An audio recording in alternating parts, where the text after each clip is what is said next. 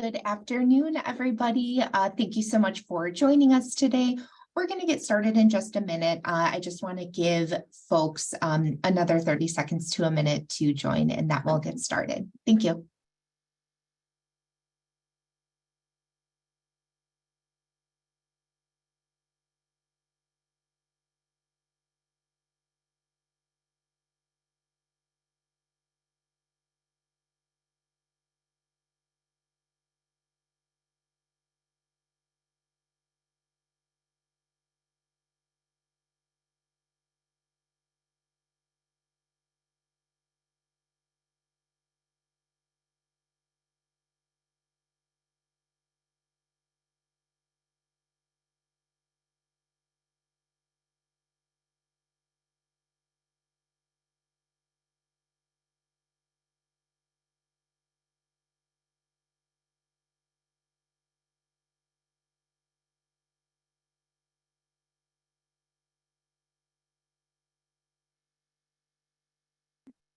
All right, we still have some folks joining, but we are going to go ahead and get started.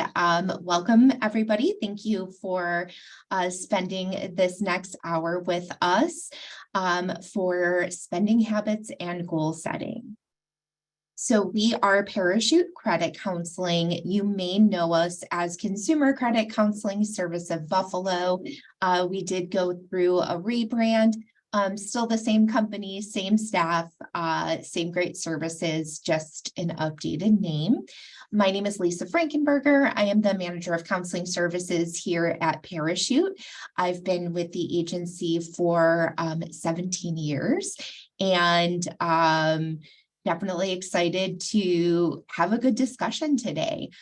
Some of the things that we're going to talk about is the psychology of spending, some emotional spending triggers. We're going to talk about goals called SMART goals, and also, some of our services and how different professionals can help. So we definitely love for these workshops to be interactive. So even though we're not in the same room together, we really encourage everybody to utilize the chat. There will be times throughout our talk today that I will be asking you all for feedback in the chat, running a few polls. And what I've found from doing these virtually is that, and in person as well, is that we can really learn a lot from each other. So if something is resonating with you as we're going through our material, you have a question, you have an idea, you want to add something, please feel free to throw it in the chat. We just have this slide here to show you how to access your chat. And if you guys could, just so I know that everybody can get to their chat, if y'all just put a quick hello in the chat or maybe where you're joining us from, and I will start.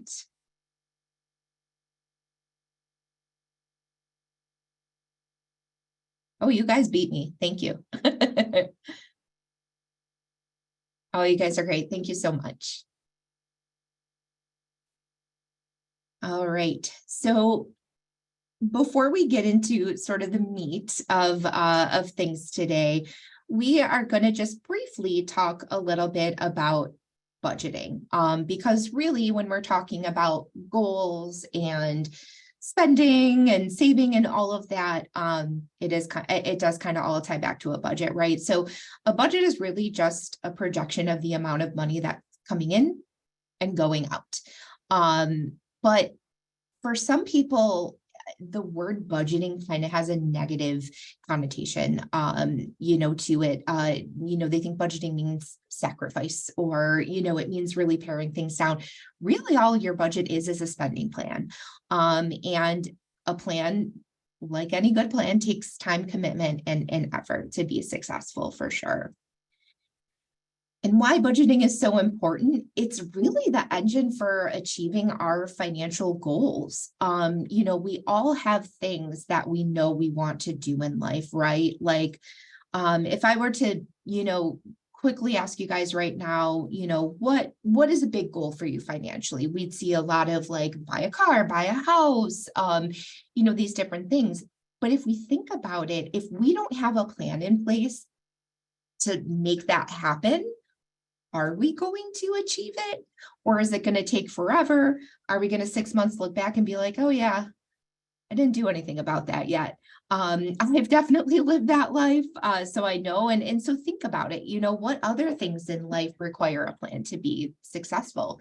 There's a lot of things. For example, something I'm starting to go through right now is my fiance and I are planning a wedding. That takes a lot of planning to be successful, right? So our budget and kind of our financial plan for ourselves is the same thing, requires that same sort of effort.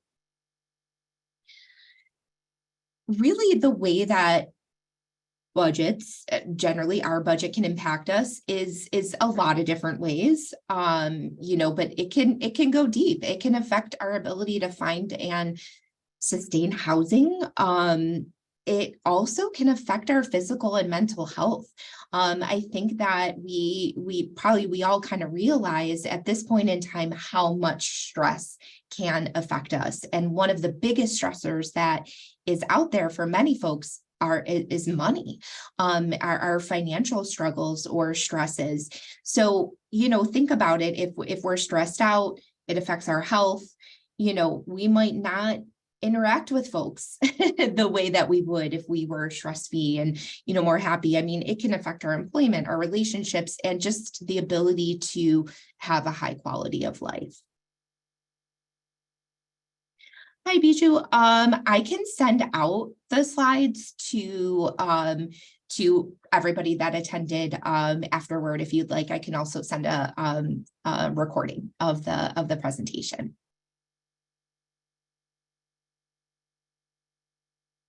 You're welcome. So now to get into the psychology of spending, I think it's really important to remember that how one person manages their money is unique to them and their situation. Every single one of us has different goals, priorities, habits, behaviors, and value of money, right? So you could spend, a ton of money every month on, oh my goodness, say clothing, and that might not be as important to me, but I'm also over here spending money to get my nails done, and that may not be important to you, so it's really hard to just say, this is how you should spend your money. This is the appropriate way to do it. There's so many layers, and there is a lot behind how our habits and behaviors have, developed. So we're going to talk a little bit about that today. So again, we're going to focus our energy on spending habits and behaviors. These can help identify the root cause of some potential pitfalls when it comes to money management. And I actually just want to ask you guys just quickly before we delve into this, what do you guys think are some of the emotional triggers for people's spending habits and behaviors? So if you want to just throw in the chat any ideas, what you're kind of thinking off the jump before we get into it, what could be emotional triggers for spending?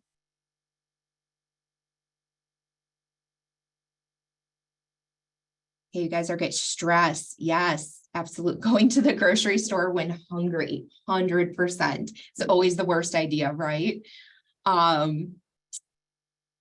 Yeah, depression, hunger. Yeah, absolutely. There's so many. Yeah, you're right, Brittany. There's a ton. Ooh, breakup. That's a good one. Using shopping to fill a void in one's life. Oh, you guys are on this. Oh, that's a great one too. Yeah, how many times do we see a really good sale and it's not anything that we even probably need, but it's on sale and it's a good deal. I gotta get it, right? Oh, Natalie, that's awesome. Manipulative marketing, anger school, want to be happy kids. Yes, you guys are, yeah, awesome. Thank you guys so much. And all of those are entirely valid and true. So we're just going to cover 8 emotional spending triggers here. And these are some of the most common ones that we see. Number 1 is protecting your image. There's kind of the old saying of keeping up with the Joneses, right? And although that might seem a little old school and we may not think, that that's a thing for us, a lot of times it can be for many individuals. And it may not just be big things like, oh, I need a new car, to look this way, but you're thinking about how you are perceived by the world.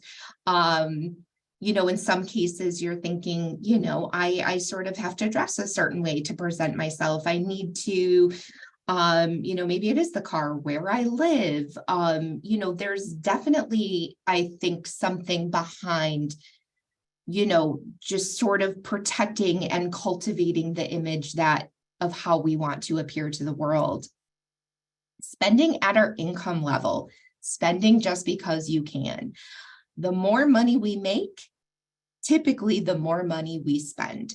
And unless you are just inherently a really great saver and you're really good at plugging away that money, a lot of times, if you think back throughout your life, the more money you make, the more we start spending. Hey, we can afford this car now. I could afford to go out to dinner. I could afford to take vacations. It can be anything. It could just be, hey, I can afford to, fix up my house now.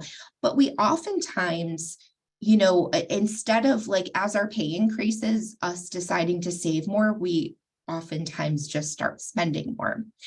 So it's almost kind of, is something we don't even think about. We just feel like we have more to work with, so we work with it. And also there's absolutely an emotional high of spending. And sometimes it can be, oh, Tamara, yep, me too. I'm with you, honestly. But there is, some people indicated before, like the sort of like depression or happiness or, that high that can come from spending. It can be a feel-good thing. You got something you really want. It kind of gives you that temporary boost. It feels good. But flip side of that is sometimes, that feeling doesn't last very long. And then we're kind of looking to the next thing to replace it, or we end up feeling bad about the money that we've spent and maybe it was too much. Immediate gratification is a big one also. We very much live in a now world, with the convenience and abundance of credit cards, and how easy it is to access credit in certain situations. It makes it really easy to get things now and worry about it later, right? I remember this was actually very many years ago, but this commercial that I saw on TV really, really struck me. And it was for like Visa or MasterCard or, some credit card company.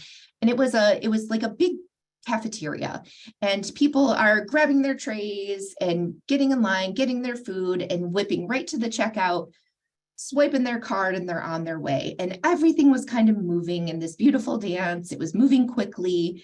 And then all of a sudden the line stops up and backs up and everybody kind of bumps into each other. And it's because this one person took cash out of their wallet. And, they showed the cashier kind of fumbling in to get change, and then the guy's fumbling to get back in the wallet. Everybody's looking annoyed. And you look back at it and go, what is that teaching us? You know what I mean? It's almost teaching us that cash is bad. Cash is slow. Just use your card. It's so quick. And there can be a really big disconnect when we're swiping a card rather than taking cash, to make a purchase. And this can go for a credit card or a debit card, right? There's times I've absolutely overspent on my debit card, thinking I had more and just almost not thinking about it. Sometimes, especially this can happen with small purchases, like you're grabbing a coffee, or, something quick at the corner store. And it's like, what's $5, but those purchases throughout the week, throughout the month, can absolutely add up quickly. And it's easy to not realize. It's almost like we don't count those small purchases, but they add up. Thank you, Tamara. A need to feel powerful or acknowledgement from others. So I sort of mentioned this earlier, but the image that we project to the world, feeling that we have to, appear to live a certain way, to maybe receive acknowledgments, from other people, or feel as if we are, projecting the persona that we want to. Protecting your standard of living is a big one. We see this a lot with folks. I've always done things this way, and, not potentially adjusting to change within our lives or within our financial situation. So here we, over the years, I've seen many clients who, say they have 3 kids, and, their kids are college age, and it's so, I really got to help my kids out with their auto insurance and cell phone bills while they're in school.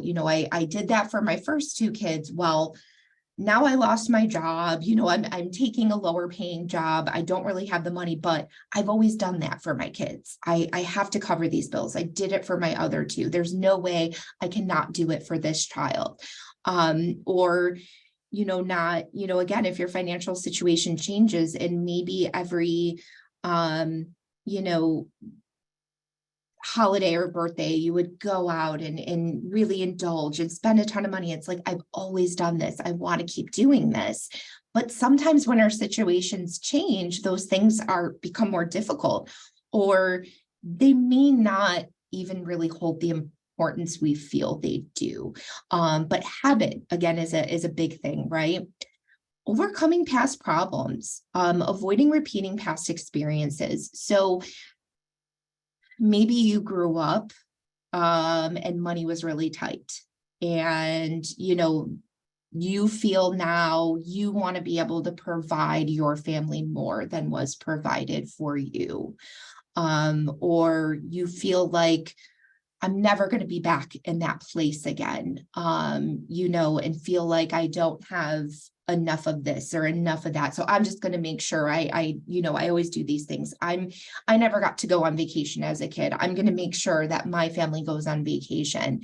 And again, it's not saying all these things are inherently bad, but again, they could be potential pitfalls, because if you don't really have the money to do those things, or you're unable to save up, or you're getting into debt, doing these things, they can become issues. And also, number 8 is my absolute favorite for any Parks and Recreations fan: treat yourself. Convince yourself, I deserve this. I had a really bad week. I'm going to go spend some money. I'm going to treat myself. Again, it can just be a little dangerous. You want to treat yourself within reason, right? Oh, and Tamara, I hear you. It's actually super, super common that, like, if you grew up one way and kind of wanting to make sure that it's different now, that's very, very powerful.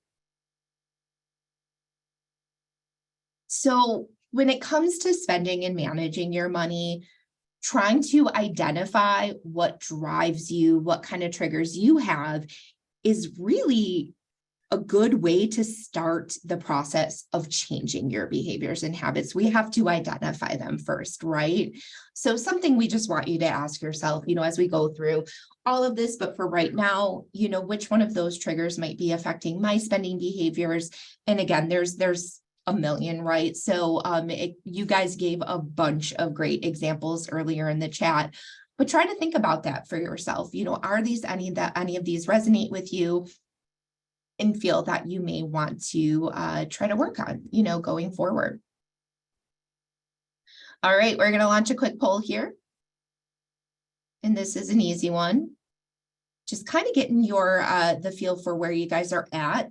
The question here, if you can answer the poll, is: do you consider yourself to be generally good with money? Whatever that means to you. I'll just give everybody a second to complete that.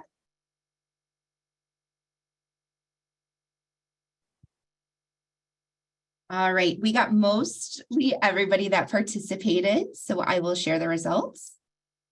We have a really good mix here today, which is great. We have yeses, we have nos, we have sometimes, and this is pretty common. We usually have a nice spread, but it's good. And again, the people that consider yourself to be generally good with money, again, as we go through this stuff, as we talk through these things, like, please feel free to jump in, to share, again, because it's great to all be able to learn from each other. Thank you guys very much for participating. Now we're going to talk a bit about habitual spending versus impulse spending. So habitual spending is something that we do regularly. It's a habit. So examples here: buying a coffee every morning on the way to work. If you go out to eat, I always order, a drink or an alcoholic beverage that's going to cost more. Maybe we always get dessert when we go out. This is probably my number one thing that I'm guilty of, browsing online shopping sites when you're bored. Again, sometimes we're looking to kind of fill time, possibly some sort of void, or just looking for that kind of like rush of happiness that we can get when we buy something. And then impulse shopping is purchasing things that you weren't planning on buying, but rather deciding in the moment. So, this is the grabbing the candy bar or magazine in the checkout line at the grocery store. You went to the store to buy some shoes, but you ended up buying a pair of jeans that you saw in the store as well. Impulse shopping is basically just, you are out in the world someplace or online shopping for a specific purchase, but you end up, seeing other things and just kind of impulsively buying them. That's a big one for a lot of people. So how do we try to change that habit? For habitual spending, for sure, run the numbers. Add up those small purchases. So remember when I spoke earlier and I said, it's almost like if we spend $5 or less on something, it's almost like we don't count it. It just seems like it's just a couple bucks. But say a daily coffee, $3 a day, lucky to get it for $3, 5 days a week can add up to $60 in a month. And oftentimes we're thinking, $3, it's just a coffee. It's not even every day. I just do it on the way to work. But how often are we adding that up and realizing, oh gosh, $60, that's more than I thought I was spending. This is very, very common. Or, I used to, tell my fiance he loves energy drinks. And I'd be like, let's buy a case from the store, rather than stopping on his way to work every day, going and paying a higher price for maybe 1 or 2 energy drinks, rather than, at the grocery store, we can buy a case of it. It ends up being cheaper that way, and you still have what you need. These are again, habitual things, right? And he does not do that as much anymore, at least he better not. And as far as like impulse spending, you kind of have to know yourself and know if this is something that you typically do and try to plan for it. So if you, for example, tend to buy more at the grocery store, as you guys said earlier, do not go hungry when you go shopping, but also make a list and stick to it. Don't even walk down aisles where you don't need things from, or you feel that you may be tempted. Also, to add to this, take an inventory of what you have before you go shopping, not just food wise, but for clothing too. So I can't even tell you guys how many times I have said, okay, I need a new pair of jeans. And as I'm shopping, I see a great pair of black dress pants on sale, and I dress business casual for work. Do you know how many pairs of black dress pants I own? Far too many. Did I need more? Again, no, it's like, it's kind of an impulse. You see a great sale, or maybe you don't realize how much you already have. Has anybody here ever done that, where either at the grocery store or maybe for clothing, you end up purchasing items you already have? If that is anything anybody has encountered, Let us know in the chat or with your react. Perfect. Yeah, it's super common. It's like, oh, I think I need, peanut butter, and you buy and you have like 2 jars in your pantry, so it's a really good tip. Kind of take stock at what you have before you go shopping, and just so you know that you're not gonna, over purchase things. Another example here is, if you typically end up ordering a second drink at dinner, and you're trying to, not impulsively do that, because we all know, that drink is going to be very much upcharged, most likely at the restaurant. Bring cash, bring enough for the cost of dinner, a drink, and a tip. You know what I mean? Just try plan things out. It does require a little work. It does require another planning. I also want to give you guys a super quick tip that somebody gave me years ago, and I love it. So if you are shopping and you see something and this is an impulse buy, you weren't planning on it, but you want it, right? If you're in a physical store, take a picture of that item on your phone, leave. The next day, if you pull up your phone, you look at that screenshot and you still want that item enough that you're going to drive back to that store and purchase it, go for it. Do you know how many times the next day, once you're out of kind of that heat of the moment of shopping and all that, you're like, yeah, I probably don't really need it. But it's just giving yourself that pause. It's taking you away from that impulse. And with online shopping, you can do the same thing. You can screenshot something, give yourself some time. If you still feel after some time you want it enough to go back and purchase it, okay, great, you really do want it. But you're kind of trying to just train yourself to not act on those impulses. So we're going to talk a little bit here about money memories, because this sometimes can also be insightful for us to kind of help figure out, where maybe some of our feelings towards money and finances has begun. So the first thing we want you to think about is, what is your first memory relating to money or financial issues? And again, this can be a positive memory, this can be a negative memory, it can be a neutral memory, but try to think back and think about, when was the first time that you can remember something having to do with money or financial issues. You also want to think about the family that raised you. What did you see regarding money or financial issues? Did you see anything about money or financial issues? Were those things not talked about? Or were they talked about? And, were you as a child let in on the fact that you didn't have a whole lot of money? There's a lot here that we can really dig into. And some of you guys are sharing, which is, oh my God, Jennifer, I just saw that you have 3 packs of Q-tips for no reason. I'm a stalker upper too. So yeah, totally. And some people have shared hearing parents argue about not having enough money, eating at home to save money, rarely going out. That's a good one. A lot of time, I remember as a kid, we didn't have much money, and McDonald's was like a huge treat. That happened very infrequently, where there were some other kids that they got to go to McDonald's all the time, Ooh, losing cash as a kid oh my gosh. That's a good one. That had to be impactful as a kid, right? Understanding why mom didn't work, never had enough money.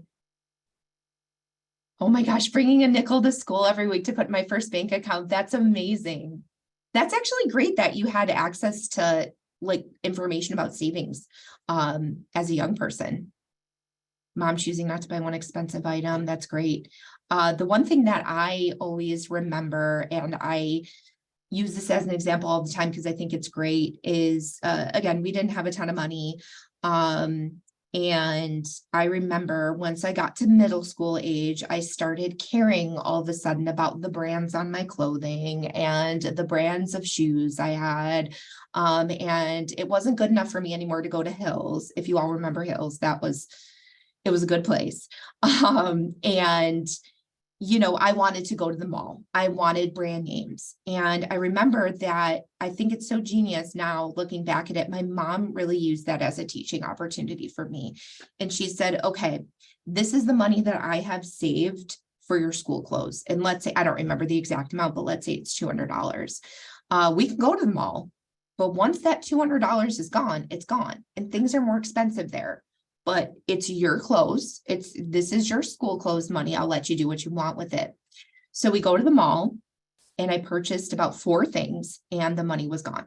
And I remember being like, this is not enough. This isn't enough, for my school clothes. And she's like, well, when you make purchases here at these stores, yeah, it's really expensive. But, if we were to go shopping at Hills or,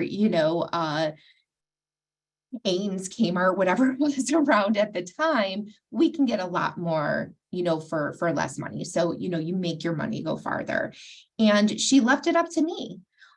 She said, you can return this stuff, and we can go to Hills, or, if this is what you want to keep, this is it. This is all the money I have. And I ended up keeping one item and then returning the rest, going to Hills, getting all the rest of my clothes. And again, I remember it to this day. And I really think that was interesting, that stood out so much to me. Having to put things on layaway, that's a good one. Working very young, helping to pay for stuff for your siblings, right? You can also think about, what message did you receive about money from your school, other organizations, such as, like, say, your church, maybe your friends' families, or other educational institutions. I definitely went to school with people of very much varied income levels. And, it was, I remember, like, my best friend, that's why I wanted to go to the mall. She always had, her cute stuff on, from, higher end stores, and, me wanting to look that cool too, and then also think about, how would the person closest to you describe your relationship with money and financial? This might actually be a really insightful one. This might even be something you want to ask, somebody who's close in your life, a family member, a partner, a friend, and just get their perspective. Sometimes getting the opportunity to see things through other people's eyes is really helpful, because it can be hard to recognize certain things in ourselves, for sure. And, we don't really need to do the debrief, but again, this stuff is just really great to think about. And I do feel like when we really do start thinking about it and digging into it, we can discover, some new things. Yeah, my school I should give it to the poor. Yeah, and that's something that probably really shaped you. These things that we learn and that we see when we're young, can absolutely shape our worldview and how we look at things, generally. Oh, that's great. Putting too much money in savings because not sure how to invest it. That's a really good point. That's, and that's something that I struggle with as well. I don't know a lot about the investment side of things, but, hey, maybe it's something that, you and I both can seek out more education on, right? Or, employ like a financial planner or something like that to help us. So again, your spending may really kind of be the symptom, with the underlying psychology being the cause. So like it is with any problem in life, right? Unless you deal with the root cause, it's unlikely that you're ever going to be able to change those behaviors or control your spending. And just a nice quote here: I count him braver who overcomes his desires than him who conquers his enemies, for the hardest victory is over self. Isn't that the truth? So now we're going to talk a little bit about goals. And again, because, a budget that is not connected to your goals can kind of just feel like work and be a series of meaningless numbers. But if we approach our finances having goals in mind, it gives us some motivation behind it. It gives you a reason. It gives you the why of why you're doing this. And before we jump in too much, I'm going to launch another quick poll here. We just want to check in quickly on your understanding. So if you can just answer this poll, is this an example of habitual or impulse shopping? The example is, I purchase a new outfit for each special occasion I attend. Is that habitual or is that impulse?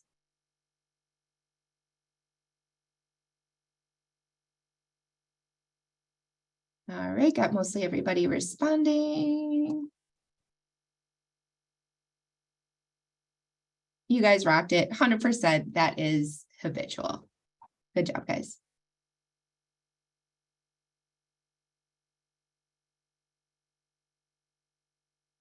All right, so with goal setting, we say that goals should be SMART. And S is specific. What exactly is it do you want? M is measurable. How much is it going to cost? A is attainable. Is this realistic? Can I save up enough for this? R is relevant. Is this really important?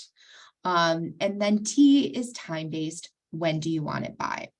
So on the next slide here, we're going to look at an example of a SMART financial goal. What do I want? I want money in my emergency savings account. Okay, how much is it going to cost? $1,000. I feel like I'll be comfortable once I have $1,000. Can I save enough for it?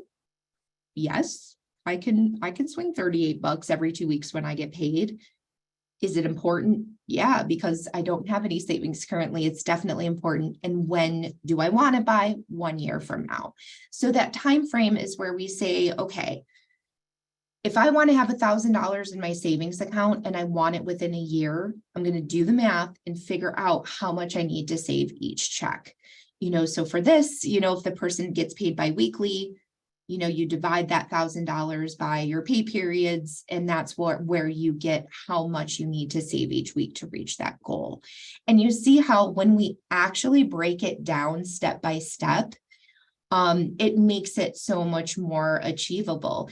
I mean, again, I'm going to say this because I know I was absolutely in this place many times throughout my life where I would say, I know I want to buy a house. I know I want to get a newer vehicle. I know I want to, take a vacation someday. I know I want to do these things, but did I actually stop and put a plan in place to get there?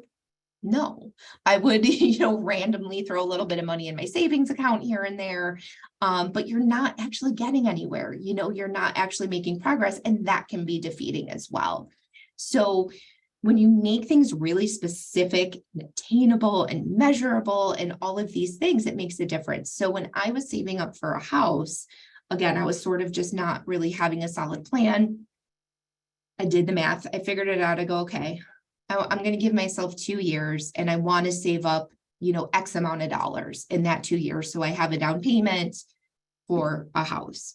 So I did that math. I figured out how much I would need to save out of every paycheck and put that plan in place. I closed on that house 2 years to the date that I made that goal. I was so proud of myself. It felt like I really accomplished something and I put that work in. And it doesn't mean that it wasn't hard, but I had to change my thinking. I had to change what I was spending my money on, because to reach that goal, it was attainable for me, but it meant I did have to reduce some spending in other areas to make it happen. So it was tough, but it was doable. And again, when you kind of have that specific time frame in mind and that specific amount, it just, again, gives you that motivation to help you reach it. So I want you guys to just briefly in the chat, let me know what is wrong with this goal. I will save enough to go on vacation. What are some of the things that are wrong with this goal?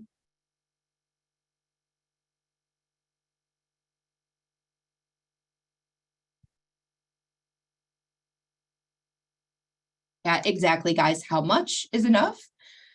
It's not a specific amount. There's no timeline. When is it? Awesome, guys. Thank you. So the what we want is vacation, right? but how much is it going to cost? Like you said, when do I want it? How much can I save enough for it? And let's say you say, you might have figured out, okay, so my, vacation is, I want to really do this in a year, but to save up $2,400 in 1 year means you would have to save 200 monthly, right? To have enough for that. Maybe that's not realistic for you. So could you say, okay, let's stretch it out then. Let's go 2 years. I can do $100 a month. Yeah, I got to wait a little more, but believe me, I will tell you this, a vacation that you have paid for in cash, or you have that money for it and you're not coming home to a big old credit card bill at the end of it, is a lot more relaxing than a vacation that you're worried about how you're paying for it afterward. So again, we all have goals in life. We all have things we want to do. And a lot of times they require an investment of time, effort, and money. So, we know that major goals can range from saving for a car, child education, vacation, house, things like that. But there is a difference between short and long-term goals, right? So sometimes to achieve a long-term goal, you might have to sacrifice some short-term things to achieve it. So as I kind of mentioned before, saving up for that house was a big deal. I had to change some of my, because I was thinking of that long run, big goal, I had to change some of those short-term things, So, but again, it's individual to you, right? You are the only one really that can prioritize your financial goals. And when you do, focus on your top ones. So we give the example here, maybe I usually take a vacation every year, but because I'm saving for a down payment, I'm not going to do that this year. I can live for a year without going on vacation, because it'll help me achieve my goal of home ownership sooner. So this is something that, we either want you guys to think about or at least write down for yourself, but try to think of 3 long-term goals for yourself, or even if there's only 1 or 2, that's fine. But long-term goals are going to be more than a year away. What are some long-term goals that you have? And then ask yourself, do you currently have a plan in place to start achieving either that one goal or these several goals? And then, going further, try to think of a couple examples of expenses that you might have to reduce or eliminate to accomplish these goals. And sometimes we're in tight financial positions. There's not a whole lot we can cut, but we can make some small changes that can add up. Sometimes we're in a financial position where we talked about spending what we make, that maybe we do spend our money on some things that maybe aren't as important to us as it is to achieve that long-term goal. So again, I'll use this example of me, I've been rethinking getting my nails done because it's really expensive. And again, I'm trying to save for a wedding. That's an expense I can set aside. I can slap on some nail polish myself.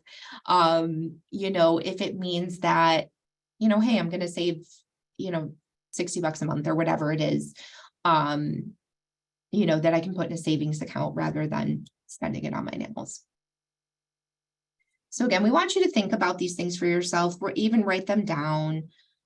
Glue-on nails are great too. You know what? I would tell you, Brittany, there are so many better options now than there used to be. I need to look into the press-on nail game.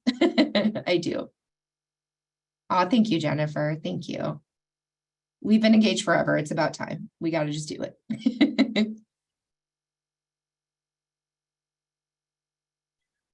All right. So moving on here, how are you going to actually apply these goals to your real life? A big thing we want you to do, and it may sound silly, but is remind yourself. So there's many ways you can do this. You can use a reminder app, set it on your phone calendar, that you're going to try to, put this money in savings, or just a reminder of like wedding, just in your face, like don't spend extra money because you don't really have it to do because you're saving up. If you're a visual person, you can write your steps or your plan or your goals on a paper calendar. I love this one. Take a picture of your plan or your goal or whatever it is and put it as the lock screen on your phone. Think about how many times a day you look at your phone. For a lot of people, it's a lot. So if you constantly have your goal or, whatever it is staring you in your face, it's a really good way to make sure that's top of mind. And write it on a sticker or, put it, a post-it on your mirror or put something in your wallet. I actually use the wallet method. So when I mentioned the example earlier, when I was saving up for a house, I actually got one of those like neon pink index cards and I just wrote house on it in big black marker and I put it right in my wallet. So every time I went to take either cash out of my wallet or go to grab one of my cards, my goal was staring me in my face. And it actually did help me make some better decisions in situations. As I mentioned, I am an impulse shopper, 1000%. So when it's like, oh, that's cute, or oh, look at this, oh, this is a really good deal. And I would kind of have it in my face to be like, no, this is not helping you get a house. So you want to remind yourself of the things that you want to do, of what your plan is. And you also want to review your goals. Sometimes things change either in our situation or sometimes our priorities shift. Things happen in life. So just make sure that it's to know that it is okay to shift. It is okay to change a plan. It is okay to change what you thought you wanted, to start focusing on something else. It just has to be important and meaningful to you. So now we're going to talk a little bit about some of the professionals that are out there that can help. And we're going to talk about financial planning versus credit counseling, which is what we do here. So whether you're opting to look for a counselor or a planner, it's going to really depend on your situation. So financial planning tends to be more focused on meeting long-term goals, such as building wealth. We talked about that earlier, right? Not knowing how to invest, paying for kids' college, saving for retirement. These are the things that financial planning can help you with. Credit counseling, what we do here at Parachute, is more focused on shorter term goals, such as developing a sustainable household budget, helping people find and keep affordable housing, resolving debt or credit challenges to get on track to transition to financial freedom in the pursuit of long-term goals. So we're kind of the step before the financial planner. So you want to consider utilizing financial planning services when you are debt-free or well into a plan to become debt-free. Your goals have shifted to investing for the future and building wealth for future retirement. Maybe you're close to or at retirement age, and some of your biggest personal finance questions may arise at that time. Or maybe you've had a major life event happen, marriage, divorce, inheritance, significant increase in income. You want to really try to, make your money work as hard as it can for you. That's a great time to see a financial planner. And then, for credit counseling, you do want to always try to work with a reputable nonprofit credit counseling agency. There's a whole lot of folks in this world that claim to be able to help you with money, help you with finances. As far as credit counseling, where we're helping advise you on ways to manage your money and debt, helping you review and develop your budget, and creating a personalized plan to help you deal with your outstanding debt, or working on building up your credit, things like that. That's a credit counselor, right? And again, there are many for-profit companies out there. There are some sharks in the water here. So again, you want to work with somebody reputable. A nonprofit, meaning their interest is your best interest, right? It's not about padding a bottom line for the investors, right? A nonprofit company. So here at Parachute, we are, of course, a nonprofit, and we are also a member of the National Foundation for Credit Counseling, which is really the gold standard of credit counseling agencies out there. So again, a little bit more about our services. We can help educate you on how to read and understand your credit report. Again, working out a plan and strategies for paying down and eliminating your debt. We can guide you through the process of creating and maintaining a sustainable household budget for yourself. and education on how to prevent unsafe financial decisions, avoid predatory lending practices. So again, in short, here, we just want to empower you, empower our clients with the knowledge they need to successfully manage your finances and build wealth. Thank you, John. Yeah, I will, it may not be today, it might be tomorrow, but for everyone that attended today, I will email you the slides and a recording of the presentation. So we have a lot of different services, again, financial counseling, debt management plans, student loan counseling, which I will plug ourselves here. We are offering this for free. We have partnered with EdCap and New York State. We have grant funding to cover the cost of student loan counseling. It is completely free. If you or anybody you know are getting ready to go back into repayment this year, confused about student loans, trying to have a better way to manage them, please reach out. We do credit reviews, financial coaching, housing services, and of course, these educational workshops. We have a few minutes left. Does anybody have any questions, any thoughts they want to share? Feel free to go ahead and throw those in the chat. While you're doing that also, I am going to launch a quick little poll here that just gives us feedback on how you feel about today's session. And why is it not letting me launch? Oh, here we go. So please, if you could take a moment, just answer these 3 quick questions for us. Let us know what you thought about our session today. We would greatly appreciate it.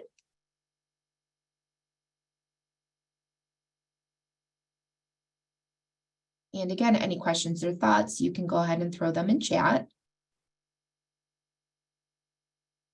And I also just put our contact information on the screen here. So if anybody is interested in more information or possibly scheduling a one-on-one session with one of our wonderful counselors, give us a call, shoot us an email, check out our website. Even if the assistance that you're looking for is not something that we can help with, we're always going to work to try to point you in the right direction. So we always encourage everybody to give us a call, let us know what your concerns are, what you're thinking, what you're dealing with, and we can see if we are able to help you.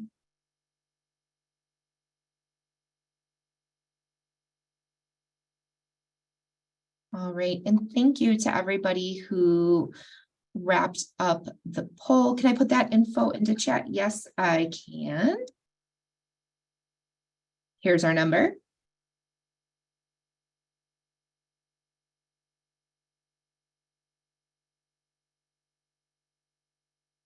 Here's our website. And again, I will email out the slides.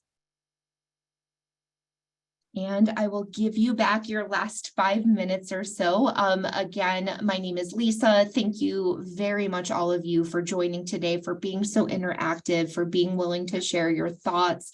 This is a great group today. And I hope everybody enjoys the rest of their evening. Take care. Thanks, Tamara. Thanks, guys.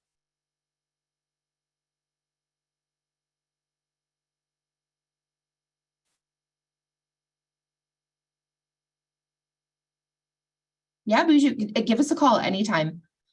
Anytime. Bye, guys. Take care.